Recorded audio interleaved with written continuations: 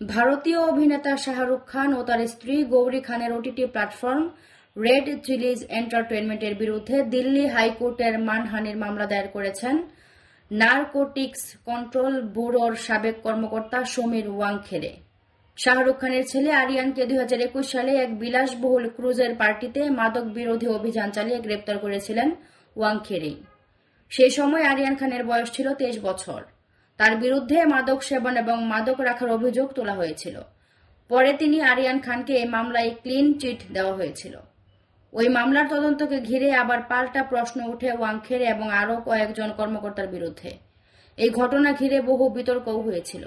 সম্প্রতি Red Chillies প্রযোজিত নেটফ্লিক্সের ওয়েব সিরিজ দ্য ব্যাটস অফ বলিউড এর মুক্তির পর আবার এই বিতর্ক নিয়ে আলোচনা শুরু হয়েছে। চিত্রনাট্য ওয়াংখেড়ের মতো দেখতে এক ব্যক্তিকে দেখা যায়, যাকে ঘিরে ঘোর মত আপত্তি প্রকাশ করেছেন ওয়াংখেড়ে। শুধু তাই নয়, এনসিবির এই সাবেক কর্মকর্তা অভিযোগ করেন এই ওয়েব সিরিজ ভুল, বিষেধপূর্ণ এবং অবমাননাকর।